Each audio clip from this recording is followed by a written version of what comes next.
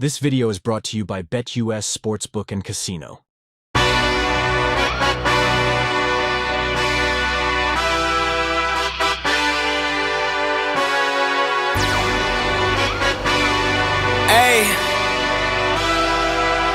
yeah, let's see how you do under pressure. Oh, yeah, I've been wanting this forever. I've been in the field with whatever they throw at me. Brush it off, pick myself up, moving on to the better. Okay, hey, yeah, ain't no errors, baby, it's a new era. I wake up early, feeling rich like I'm Kesha. I get to the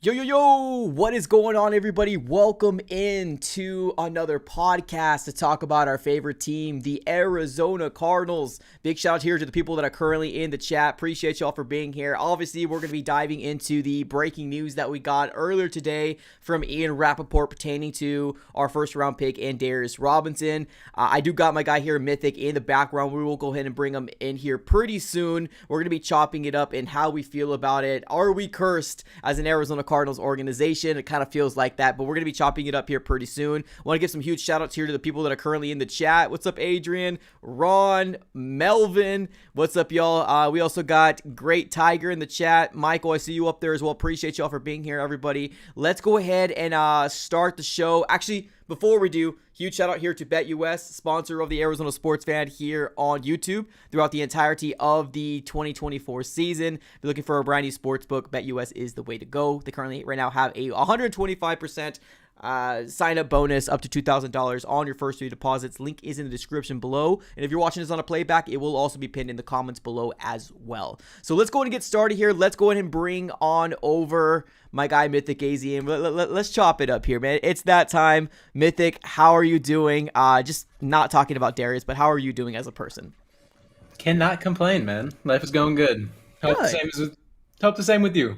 Yeah, no, yeah, you know, it's good personally. Yeah, personally it's good. It's just yesterday, obviously we got some things that ended up dropping with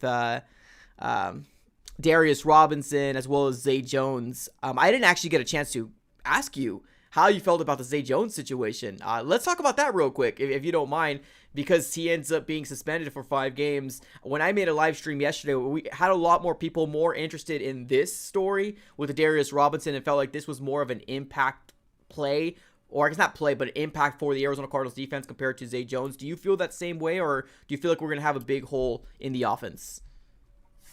The thing is, we're like so thin at receiver that it's kind of unfortunate because Zay's someone who can play inside, outside. He can slot in at the X. He can slot in at slot. Like now we kind of have like a big question mark in my eyes at the backup slot. Like who are we going to go? Are we going to go Andre Basilia? Are we going to elevate him up? Is he actually going to make the active roster? Because it's 5 games without Zay Jones, which is a tough number because it's a lot. I mean, we're kind of thin. Like I like our top 3. As soon as you get down, you got the Zach Pascal, you got Chris Moore, Tejon Palmer, Xavier Weaver, like those guys kind of fighting. No one I'm like insanely comfortable. There's no one I have the comfortability with like I had Zay Jones, so I think it does suck. But I think D-Rob is a bigger impact just because it's a first-round pick. You want to see what he comes in here, help the run defense. He was impactful in preseason. I think that's the bigger one. But if one of our receivers go down within the first 5 weeks, it's kind of concerning.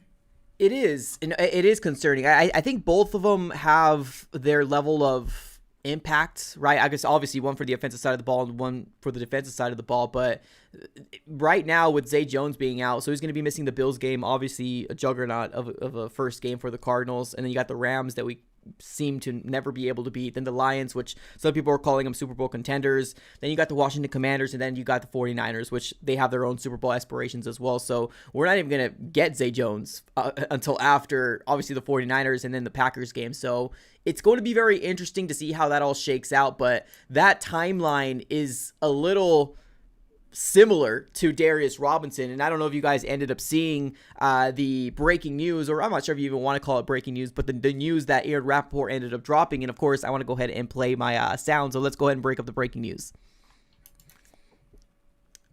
Or not. Here it is. Let's do it again.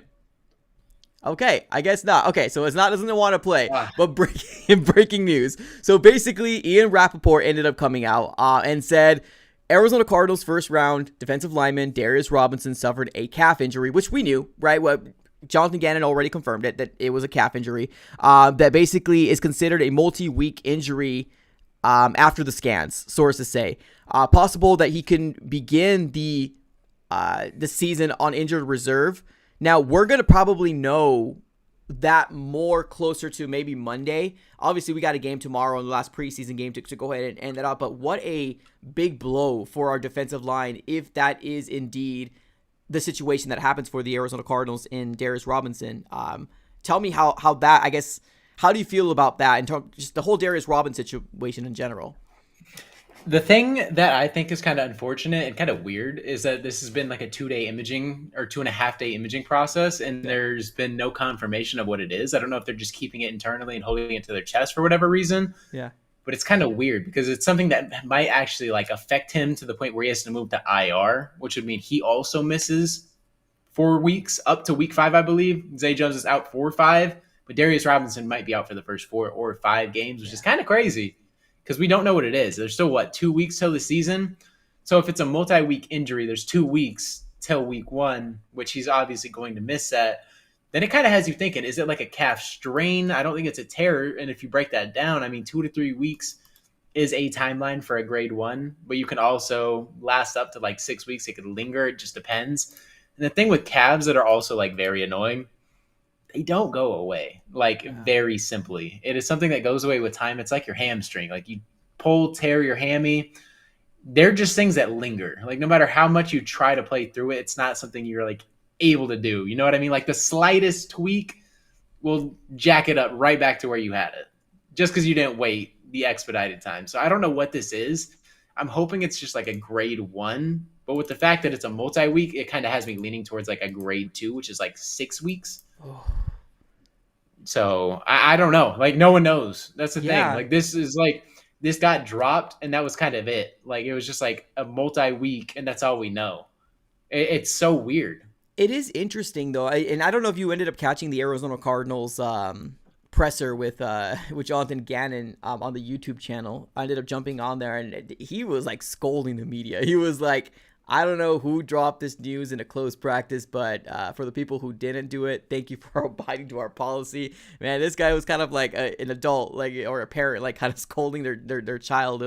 But it's one of those things that, you know, obviously with the closed practice, I don't think the news was supposed to get out, but now that it got out, it is kind of weird how they are handling the situation. Now, obviously, they're going to handle it the way they handle it, but it is a little concerning to me anyways, because you're right. Like the imaging was supposed to be yesterday, and then we get this Ian Rappaport report coming out saying it could be multiple weeks, which we kind of figured it's not going to be like, oh, he's going to be cured in a week, but still, like, where does that take him, right? Where does the timeline take him? Because you're right, we do have a couple weeks to get ready for the regular season, which that'll help out, but if he goes to IR, then we're not even thinking about playing him until week 5. So at the minimum. Yeah, at the minimum, exactly. So, like, he could still be removed off of IR, but, like, he could still not play. You know what I mean? Just because of a lingering injury. So, like, it's one of those things that it is concerning. And the Arizona Cardinals, like, we put a lot of eggs in our basket with a lot of these young, talented guys. And I don't blame them, right? Like, this is, I guess, the regime of Monty Ossenfort and the way that he wanted to do it. So, there's no way, I'm not saying, oh, we shouldn't have done this. Like, but we put a lot of eggs in our basket with BJ, right? And we got to put a lot of eggs in our basket with Darius Robinson, and it's just like it feels almost kind of like we're cursed, like because it's like two guys that we depended on so darn much in this defensive line, and literally the start of the preseason, BJ, and now a week before, or at least I guess 3 days before like the preseason week 3, now we're talking about Darius Robinson could potentially miss multiple weeks and potentially the starter for versus the Bills. And I'm not gonna lie to you, I was really excited to see what he can do week 1, because I know that they they're struggling. They're struggling with their offensive line right now, and I feel like having him on the line would definitely help. What do you think is going to happen? Do you think it's gonna be Dante Stills stepping up, or do you think it's just gonna be kind of a mixed rotation? I think it's still going to be the mixed rotation. I think we kind of have our guys. Like, I think it's going to be Justin Jones, Bilal Nichols, and either a mix of Roy Lopez and Dante Stills. I think that's kind of where it stands, is Dante Stills and Roy Lopez would be the next two up in my eyes based on what I've seen performance-wise. Dante Sills, I still like a lot. I do I too. really do. I think there's a lot of upside there and a lot of potential for him to get some good rotation.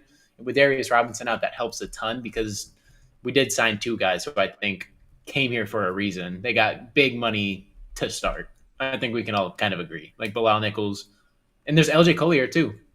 Yeah. Completely forgot about him. So we have a nice rotation, but I just don't think you're getting the production that Darius Robinson's going to get. No one knows what he can do. That's the thing. Like no one has seen him on tape in an NFL game, in an NFL system. You kind of plug and play him. And you're kind of puzzled. You know what I mean? Like this guy is just an absolute tank. He just moves people. He moves people. He creates pressure, and it sucks because that's something that I think would be so nice in this Buffalo game with the team that defensively I think is going to struggle and the offensive line is going to struggle as well because they don't really have weapons.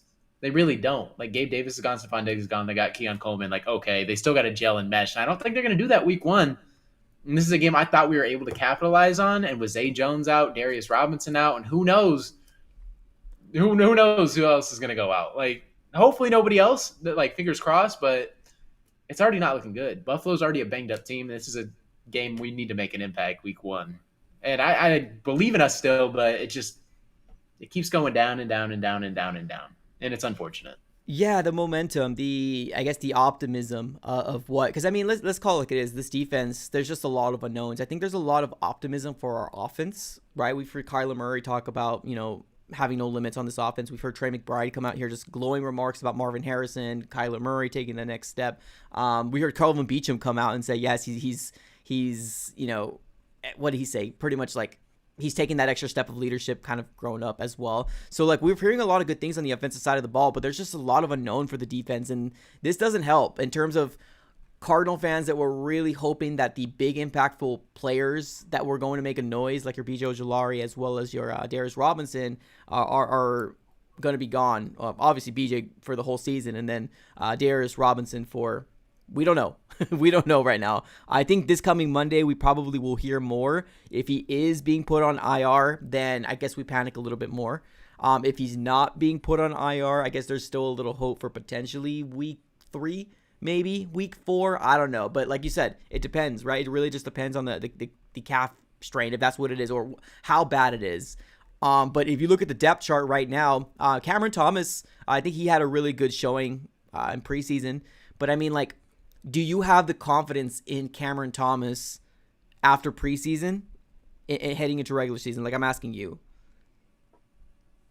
No, not really. I don't trust Xavier Thomas. I don't trust Cam Thomas. I don't trust Zaven Collins. I think Dennis Gardick is our best pass rusher. That's fair. I'm not really confident in that, though. Like, if I'm being honest, I mean, Zaven Collins and Dennis Gardick pass rush is probably one of the worst in the league. If I'd had to say, that might be the worst in the league in terms of generating pressure. I think Dennis Gardick might be a good, pleasant surprise. But Zaven Collins is generating no pressure, like at all. So I don't know. And then the rotation, I'm not liking it either. Like I think Xavier Thomas does have good skills, but super raw, super. I don't even know how to explain it. Like there's a lot of like plays that he has to make. He's like a natural pass rusher, but outside of like being able to pass rush, he like almost over pursues is the word I'm looking for. If that makes sense. There's a couple plays where he's guarding a read option or whatever, and he wanted to just go get the quarterback so bad, and it ended up turning into like a 20-yard rush on the left side in the Colts game. Like, there's just a couple plays he has to clean up, and he just has to be smarter. Yeah. But natural pass rusher, I think he's that, but has room to improve. Yeah, absolutely. It is. So I'm on a. Every Tuesday, I jump on NFC West Roundtable, and we talk about it. And every one of those guys on there, the Rams guy, the 49ers guy, as well as the Seahawks guy, all point to the fact that our biggest weakness is our pass rush. And it's the truth, right? We're rolling with Zaven. We're rolling with Dennis Gardick. And like I said, if they absolutely impress us and we're wrong, then I think that's a good problem to have. But right now, I think we're just kind of rolling the dice of this defense. I don't know, just defense in general. The only part of this defense I feel like very, very confident in is our safeties. Like that's kind of it. Do you agree? Or like, are you confident? Look, I guess the middle linebackers too, but just because Kazir. I was about to say, I'm a lot more confident in inside linebackers, safeties, and I would say I'm actually confident in Sean Murphy Bunting's ability. Okay. We just need to figure out someone to play outside. Okay. I think our corners might be a surprise, but D line as it stands right now is a little concerning. Like I liked our run support, but we now don't have BJ Ojolari. That changes a lot. It's one player, but that changes so much because I thought he was going to come in here and be the guy to generate a ton of pressure and be a pleasant surprise. So I really don't think that front seven, besides Kazir White and Mac Wilson, are really going to be impressive. So I'm not a fan. Last year had 3.5 sacks for the Arizona Cardinals. Now, granted, that was his first year in terms of being a pass rusher. And then last year for the Cardinals, Dennis Gardick had 6 sacks, 1 forced fumble. So, I mean, they're getting pressure, but like we're not talking about double-digit guys, right? We're not talking about guys that are wreckers, right? The guys that are going to be destroying people's offensive lines. They're going to get their sacks. It's just we're probably flirting around the idea of maybe 5, 6 around there. Let me ask you this. Do you think this defensive line, obviously it's taken a huge hit, but like we're playing some very, very good quarterbacks in the first 3 weeks. I'm not even going to talk about week 4, week 5. We're talking about we're playing very good quarterbacks versus Josh Allen, Matthew Stafford.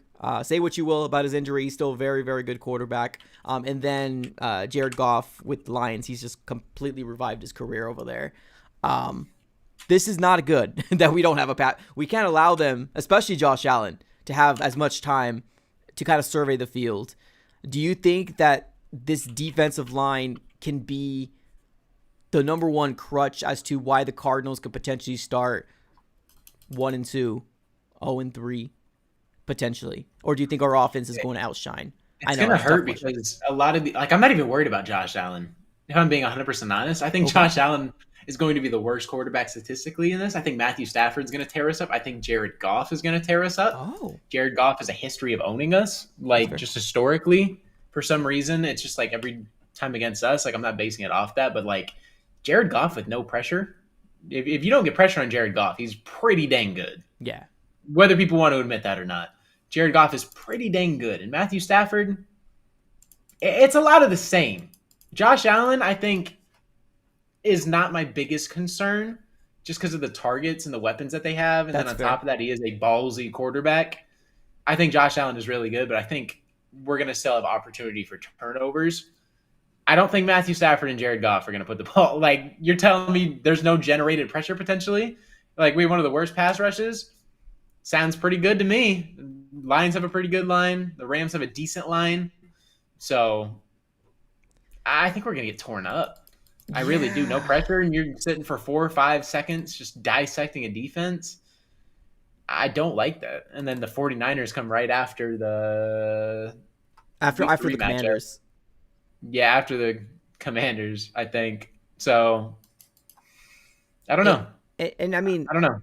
Respect to preseason, right? I mean, obviously you can take that with a grain of salt, but the thing is that like Jaden Daniels has looked pretty decent, but the thing is also too, like, I guess where the concern is coming from the Cardinals standpoint is that we just don't know what this team's gonna look like. Like, we just haven't seen anything, and I'm not saying put them on the field so we know what they look like. It's just there's a lot of unknown, right? We don't know. Like, we're just taking the word of what Kyler's saying, and we're taking the word of what Jonathan Gannon's saying, right? Everybody in this is saying everything right. So we're confident, we're excited, we're starting a brand new year. There's a level of hope for Cardinal fans. But man, it would be very, very deflating if our offense is scoring so much points, but we just cannot get back there. But I kind of agree with what you just said in terms of having more concern with a Matthew Stafford and a Jared Goff because they're not as risk takers. They're more of a very smart type of quarterback, surgical as opposed to let's throw this ball deep down the field and let's get this because you have a really good arm, right? Although throw this in traffic because I know I could zip it between this tight window right here. They're sitting in a cover 2. Let me just zip it right between the corner and the linebacker. Like, they're not going to take that. They're not risk takers. I mean, you give them 5 seconds, they're going to find somebody open. Right. And the Rams, unfortunately, so do the Lions, have good receivers. Jamison Williams is healthy. They have Amon-Ra St. Brown. You have Cooper Kupp. You got Puka Nacua. Even if you got good corners, I mean, they can only cover for so long. I mean, someone's going to find a window eventually. That's the tough part. And you got Matthew Stafford and Jared Goff, who, given time in the pocket, are pretty dangerous quarterback. They are surgical. Jared Goff, whether we want to admit it or not, Jared Goofball, loved to throw that nickname around, had a fantastic year, and the Cardinals have a terrible record against him. I think we're like 1-8. Like, Wow. 1-8. And the last time we played the Lions was back in like 2021, and we lost when they had one win. So, like, it's just like they are a way better football team now. So I feel like we the can't Lions get pressure on always beat them. us. Screw Yeah. the Lions, the Panthers. Yeah. Yeah, it's stupid. The Seahawks at home. Yeah. Like, we beat them in Seattle. It's just They beat games us that here. historically, they beat us here. Like, it's so weird. It's like just a historic thing. You're like, oh, we're going to break the trend. We play Carolina and Detroit this year. So let's see if we can break that. But it's something that like keeps up, and it's so strange. Let's see if the curse really exists. So if we lose to Carolina and Detroit, remember I'm telling you guys this. And if we win in Seattle and Seattle beats us at home, like remember those. Because it happens all the time. Yeah. I don't get it. No, and I completely agree. Let me go and highlight this comment here real quick. Big shout out here to Owen. Appreciate you and a comment. He says, judging the pass rusher from last year's team that could only pretend to stop the run for one half makes edge rushers to stop the run for one half makes edge rushers irrelevant. Let's see here for last rush. I mean, last year was just bad in general. There was no pass rush. There was no run stop. Like, Yeah. I mean, you could flip-flop that too. I mean, we can't pretend like having no pressure and no edge rushers helps us stop the run. I mean, we have no edge setters. We have no one in the middle who's actually going to make a play. We're getting pushed backwards, and they're running for 6-7 yards a run. I mean, what are we supposed to do? Get no pressure. Both of them work. I mean, that's what I'm saying. Like, we can play a good half. Then as soon as you keep the defense on the field for 40 minutes compared to our 20, it kind of adds up. You get gassed out. You go 3 and out. You got Josh Dobbs back there going 3 and out and give them the ball back after your defense gets 3 stops in a row, and they go down and score a field goal just to continually get gashed down. I mean, it's kind of hard to stop 8 times in a row in the NFL when you're playing this much talent. Yeah, no, and I agree. I do. And here's the thing too. Like, and I'm not 100% sure exactly if Owen's pro what we're saying or against, but basically, I mean, we're just addressing the elephant in the room, right? We're calling it like it is. We're both Cardinal fans. We want nothing but success for this team, right? We're diving into obviously the report here of Darius Robinson, and let's call it like it is. A lot of us were very dependent on him working out for the Cardinals. Now, yes, I feel like we have upgraded our defensive line. I mean, that's a fact. We got Bilal Nichols, we got Justin Jones, right? But they're not pressure guys. They're stop run. Those are those type of guys, right? And they're supposed to be Iron Man, right? People that are supposed to be hopefully available for the full season, or at least that's why Monty ended up bringing them. They've been healthy throughout their career. Now, leave it to the Cardinals' curse if somebody gets hurt. But like what I'm saying is, we can't come out here and say a guy that hasn't done it is going to do it when we've seen multiple years that they haven't. Now, granted, we are positive. We want Zaven Collins to succeed. We want Dennis Gardeck to succeed. I mean, obviously, when they succeed, our Cardinals team is better. But, I mean, we are probably one of the worst pass rushers in the entire NFL. Like, if those duo is the worst. And we got to talk about it. It is. It's the elephant in the room. Yeah, you got to be able to cause pressure either on the outside or in the middle to that opposing quarterback. And right now, the Arizona Cardinals do not have, like, I feel like we're undermanned on the D-line. Like, I truly do. Now, if we come out here in Buffalo and actually show out, then of course the topic is completely changed, and then we're not really talking about this. But this D-line is very, very suspect, and that's not just coming from a Cardinal. That's coming everywhere. Like, look everywhere. It's not a secret. It's not a secret. It's not a secret. That's the easiest weakness on this team.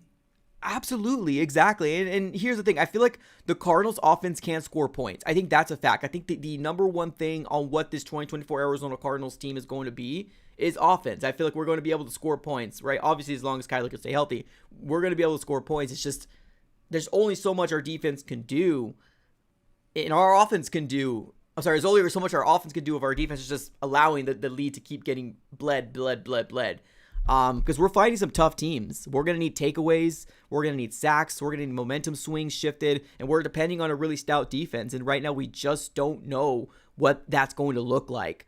Do we have an upgraded team compared to last year? Yeah, absolutely we do.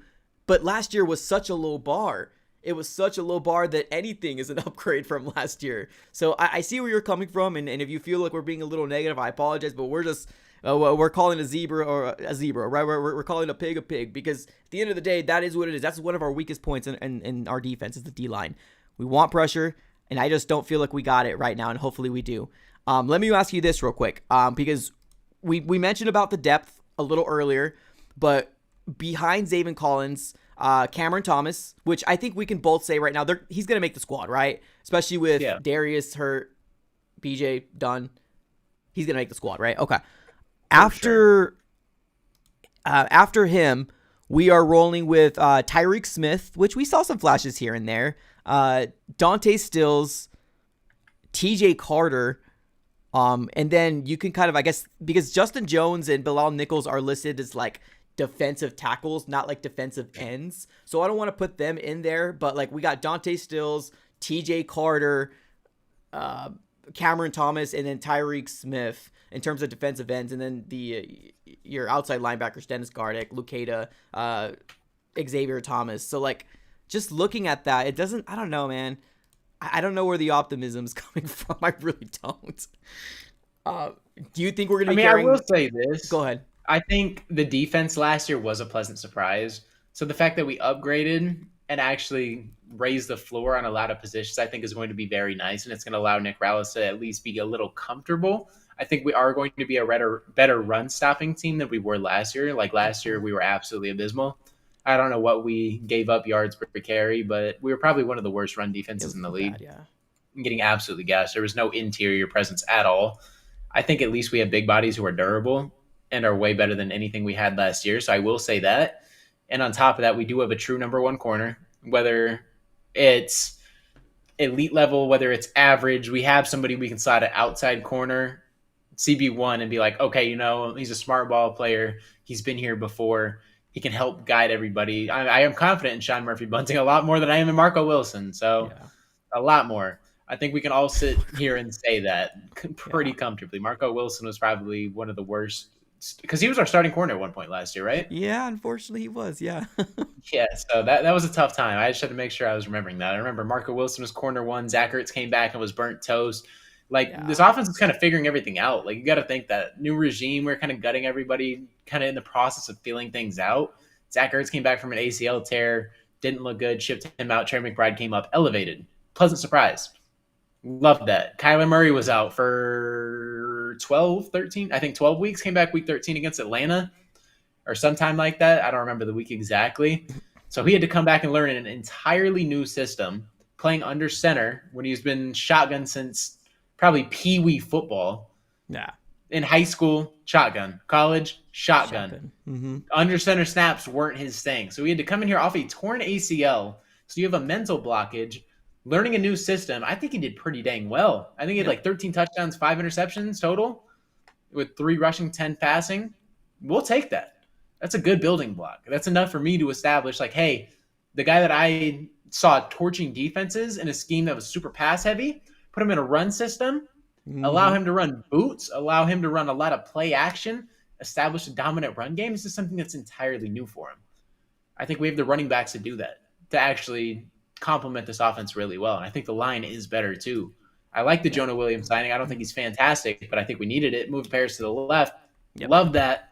I think we elevated the floor on a lot of things, and we're finally comfortable. We're gelling. That's something we didn't have, is team camaraderie. We didn't really have the gel factor. That is something I think people are going to come in here and be like, oh, he's got that back shoulder to Michael Wilson. There's going to be a lot of timing. Michael Wilson and Kyler had no connection last season, it felt like, until the final game. Now you got Marvin Harrison Jr., who's a receiver that we've seen in training camp. You guys have probably seen in training camp. Just torches people, right? This is a guy who's coming in. I think right now you could argue he's a top 20 receiver coming into his rookie season. That's a hot take. I genuinely believe you can argue that. Like, I think he's on par with like the Puka Nacua. Like, he might even be better than Puka right now. I think Puka had a fantastic year, but I think Cooper Kupp's going to take a lot of reps away from him. Right. But like, talent-wise, I don't know. I gotta like Matthew Stafford. I think can ball out with anybody. It's kind of like Aaron Rodgers. You know what I mean? I feel the same. Like Aaron Rodgers. If I have Aaron Rodgers back there, I don't care who you have. Tom Brady, I'm comfortable. Drew Brees, I'm comfortable. Like, there's just guys you're like, I don't care who's around them. Like, you can give him a number one. Yeah, I mean, CJ Stroud might be that guy too. Like he plays with a confidence level where it's just like he just zips that. So Yeah. I don't know, but like I don't know. I really believe in this team being levels ahead. I am more concerned with how depth wise we are kind of struggling. Yeah. That is my biggest concern. Like the receiver position, as big as I'm a fan of Marvin Harrison Jr., I am. Like I said, I think he's top 20. Let's just say Michael Wilson goes down.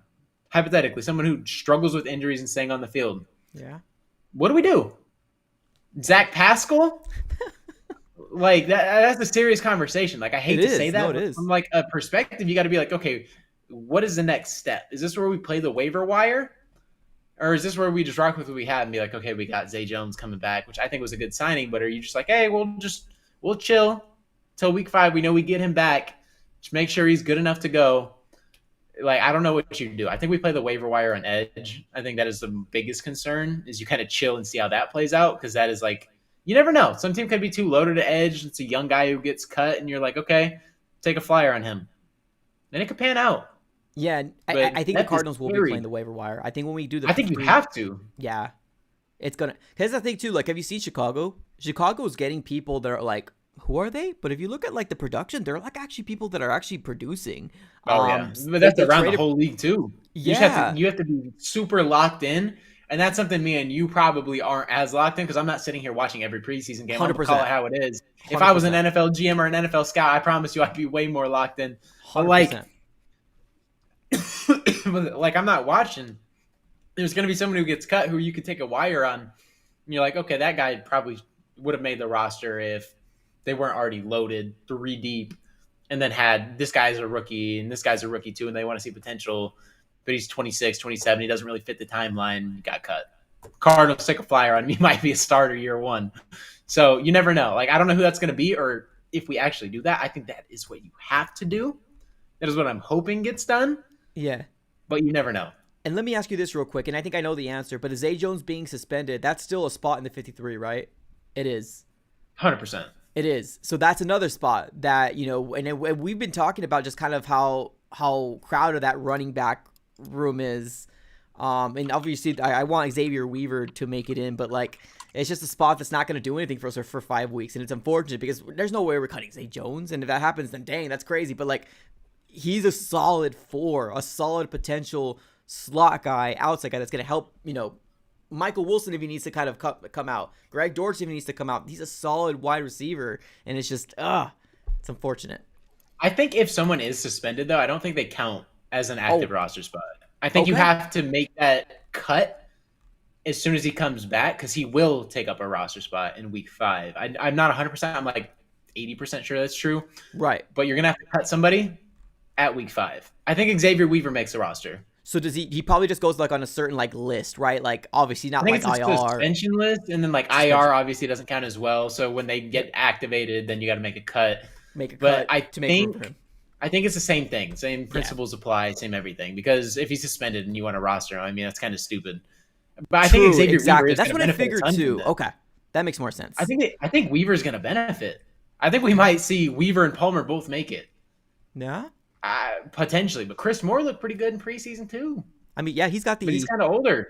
Yeah, he's got the veteranness in him. So I think we could both kind of talk out of our ears in terms of the offense. I think we're confident. I think obviously with Kyler Murray back there healthy, I think we're confident in what we can do offensively. It's just the elephant in the room, and that's the defense. And then with this news, I think we're all kind of still waiting. Now, obviously, Ian Rappaport's report just came out, and we're just discussing about that because he's assuming that he can potentially land on the IR. And obviously, I think we're going to get them more news this coming Monday with Jonathan Gannon. So TBD. But I think we still got to prepare for a world that he's not going to be here week 1 and week 2. I think I know that that probably won't happen. So do you think he goes to IR? I think he does. I have a bad feeling, dude. I think he does. I think it's fine, though. I'm not really worried if he goes to IR. That's the thing. I'd rather have him be on IR and be like, okay, take your time. Don't rush it because I don't want you to come back and jack it up. Like, if it's something you're out for 2 to 3 weeks, I'd probably still place him on IR. You're getting the rest you need, bud. Whether you like it or not, that's true. Out. Yeah. You're sitting out the only thing in terms of you're healing because you're not tweaking it again. Right. It's not happening. You're going to rest. Oh, absolutely. Yeah. Definitely don't put him out there if he's not ready. Absolutely. That's the number one thing, and I hope the coaching staff knows that, and the trainers know that as well. I think I just said like it would be. I fear because like I would want him to see him, and I want that pressure from him, what he could do for our defense. Oh yeah. But like if he's hurt, obviously don't play him. But yeah, I have a bad feeling. And the Cardinal curse. I don't know. I feel like It's got to be real, right? Like this is something that like you kind of got to sit back and like, okay, I mean, we might be there. At least we're not like the Vikings or the 49ers, though. I mean, the 49ers had like 17 injuries. The Vikings, you see someone going down. Like, this is like kind of touchy, but people have been hurt. Like, their corner passed away, unfortunately. yeah. Kyrie Jackson, big fan. I Me wanted him in too. Arizona. Obviously, a lot of people said there were like draft concerns, but I was like, the kid's a ball player, man. Yeah, He was so good. So that's so unfortunate. And then they just dropping like flies. I don't get it. Like Minnesota, you have San Francisco, Arizona's getting hit with the injury curse. But I mean, it could be a lot worse. Like we got Minnesota's D-Rob. gotten worse for sure. Oh yeah, I feel bad for Vikings fan. JJ McCarthy's out for the year. Done. I forgot to mention that. The year. Yeah. The guy they just took with what, the ninth? What was it? What pick? 11th? 12? 12th? Yeah. It was somewhere 9 through like 14. Yeah. Somewhere in that range. Because it was And he's Atlanta gone. at 8 with Penix. I think Vikings were 12 if I'm not mistaken. No, wait. 11 or because I think literally it was Denver. Right? I think Denver might have been 12. I think that was Bo Nix, and I think it might have been 11 maybe. 11. I think. I don't know. I don't McCarthy know. was taken somewhere in the first round. Somewhere before 20, somewhere after 10, potentially. Or somewhere after 10 for sure. Somewhere through 10 through 20. If you would have asked me a week after, I would have known. But now, like my mind's Right. completely somewhere else. I'm not even. My mind is remembering shifted on football for us. I'm not really focusing on other teams. Until regular season starts, I really don't care about other teams. And that's just how it's going to be. I'm not sitting here 100%. watching second, third, and practice squad guys go at it, unless it's my team. Exactly. Let me ask you this: we got our last preseason game tomorrow. Just real quick. Obviously, what are some things that you're looking out for? I guess just give me one player that you really want to fight to make this 53, because this is one of the last chances. Obviously, you still got practices, or you might not have any practice because we're going to cut it down to 53 on Tuesday. So who's that one player that you would really want to make this roster? And then we're going to close up shop. It's so tough. There's a couple things. I don't know how much time we got, but I'm going to start QB. I want to see Clayton Tune beat out Desmond Ridder. I don't know if you guys have looked at Madden, but they have Kyler at 77, and Desmond Ridder is like a 72. So there's a 5 overall difference between Ridder and Kyler in terms of Madden. This is where I start to have a problem.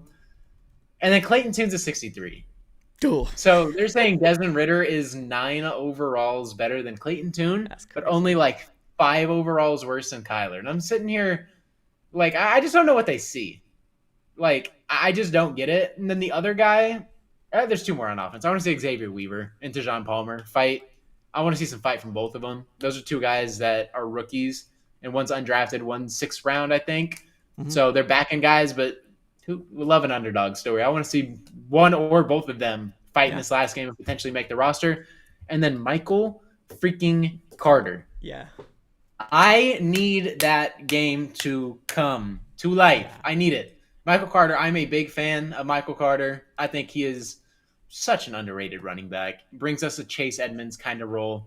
He reminds me of Chase, just shifty guy who can do it in the pass and the receiving game. Might not be the best pass pro, but just everything else he brings. He's just like that guy in 3rd down and 6 that you just get in the game, throw him a little route, and it's a one-on-one. He'll make somebody miss and hit the sideline. And he picks up the 1st down for you. Like that's kind of the guy that.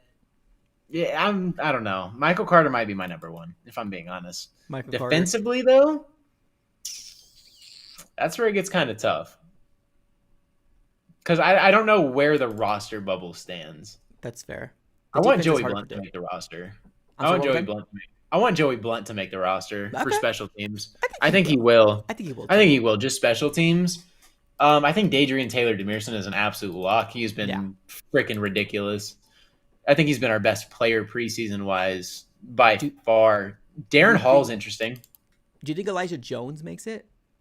I was about to say Darren Hall and Elijah Jones are interesting. Yeah. At corner. I think the back end corner outside of, I think we have 4 corners solidified. Do you agree with that? Yeah. Murphy Oh, yeah, Bunting, yeah. Max Melton, Starling. Garrett Williams and Starling Thomas. Yep. And I think in the back end, I think, what is it? You have Bobby Price, Elijah. Cottrell Clark. Oh, dang. I forgot about him. I think Cottrell Clark is a lock. That's fair. I think Cottrell Clark is a lock. So I would say there's 5 corner positions locked down. And then fair. you have a fight of like Elijah Jones. I think Elijah Jones might make it, but Darren Hall's look pretty decent too. Yeah. That's such a tough call. You're not rostering 7 corners. No, that's too much. I don't. 7? Well, because I mean, you also got to think of your DBs in the back too. You're also going to bring in Joey Yeah, Buck, that's way too many. Taylor. Dadrian is gonna make Adrian, it. Buddha, Jalen Thompson. Andre that's just your Chantry might defensive make backs. it too. Chantry might make it too. 36. And that's the thing too. I Like think- it's gonna be interesting to see how it goes. For me, I would say Xavier Weaver is probably my number 1. But 1.5, Michael Carter. Defensively, I want to see Elijah Jones make it just because he's a rookie. But I guess 1.5 would probably be Xavier Thomas because I really like what I've seen from him in preseason. I think he's gonna make it. I think he's kind of. Yeah, a I think he lock will too. Without then we are. I don't think there's a choice. I think it's gonna go Demi Kiji. You got Cam Thomas. You got Zavin, Dennis Gardick, and then I'm blanking on the other name. But there's one more. So there's like 5 guys at the edge position that I think are gonna make the lock. Like the lock, I think he was gonna make it regardless. So. Yeah, I agree. I think with the injury with BJ and now Darius, I think it's kind of a no-brainer that they will, for sure. And I think he's done good things too. And I made a video about it, and I think you did too, about Xavier Thomas. I've heard people in the comments like, "Oh, don't get so crazy. It's preseason," but like that's what we got going on for us right now. Like, I mean, obviously we're not calling him the next Darren Dockett. I've seen some comments come in. They say he looks like a lot like Darren Dockett, but I'm like, I'm not saying that. I'm just saying this guy's got some really good intangibles. That's all I'm saying. I wouldn't even compare him to Dockett. No, I won't either. I don't think he plays anything like Dockett. No, I think Not he's even different position close. too. Way different. Yeah. Dockett was a. I think they were saying physically looks like him, not like play style. He physically looks like him. I think they were saying. And I think they were just talking about like a bigger guy with tattoos. I think that's what they saw, and that's what they're saying. I was like, I don't know. I don't think people remember how big Darnell Dockett really freaking was, dude. Big guy. Big guy. Huge. Yeah. Massive. I miss Dockett, man. Dockett, Me Campbell, too. Yeah, we Adrian had some Wilson, ballers, man. We Terry really Rhodes, Carlos Calais. Dansby. Dansby. For much people, for what he did off the field, I really did like Darrell Washington. It's really unfortunate what he did, but man, that guy was a beast at the middle linebacking role. I think he was going to be one of the best in the league because when he would play, you'd be like, "Wow, this guy is top 5 inside linebacker." And when I was a kid, I would look it up constantly, like Darrell Washington suspension update, and then nothing would come out, and I'm like, he's not getting, he's not coming back. And then he got reinstated, and he played like a preseason game and was out again, and I was just like, why? Like, why? Just stay on the field, bro. Like, it's kind of like Josh Gordon with me. I loved Josh Gordon so freaking much. And he just could not stop smoking just for them to legalize it. And I'm like, bro, you came 6 years too early. I like, know. That guy was a monster in Cleveland. I remember the first years. Man, that guy was crazy putting up numbers. And this is Cleveland. Ridiculous. He just went up like 200-yard games. It was nuts. I think he had a year in Cleveland where he dropped like 1,500 yards. Yeah. It was either his rookie or first year, and he was just a touchdown machine, and he just could not stay in. Like, he had a couple seasons. I think he had like 2 years. But it was like, dang, there's potential. And he would be suspended. And he'd play like 4 games. And then he'd get hurt. After that second year is kind of where that started happening, right? The downfall. Yeah. Yeah. I mean, he had 2 good seasons to start, I'm pretty sure. And then it just fell off a cliff because marijuana. Like, literally marijuana. And he just kept getting suspended, reinstated, suspended, reinstated. I don't even remember what happened with Darrell Washington. I don't even want to go back and look it up. I just know he was suspended like 5 times. So Darrell Washington, I think it's a lot of off the field stuff. I think it's just I don't know if it was like domestic abuse or what it was, but it was something, and he could not stay on the field. Yeah. He couldn't stay out of trouble, and it was unfortunate because talent-wise, that is one of the craziest potential players I've ever seen just wasted. Definitely very, very unfortunate for the Arizona Cardinals. But we got one more preseason game tomorrow, which is going to be the Denver Broncos, and we're finally closing up. Thank everything out there that we're finally closing up preseason, because I think we're all ready for some real football. And then obviously a couple more weeks, and then we got to start versus Buffalo Bills. I'm super, super excited about it, but we are going to be closing up shop. Thank you, everybody, for tuning in. It's been an absolute pleasure. Are you doing anything tomorrow in terms of for content for your channel?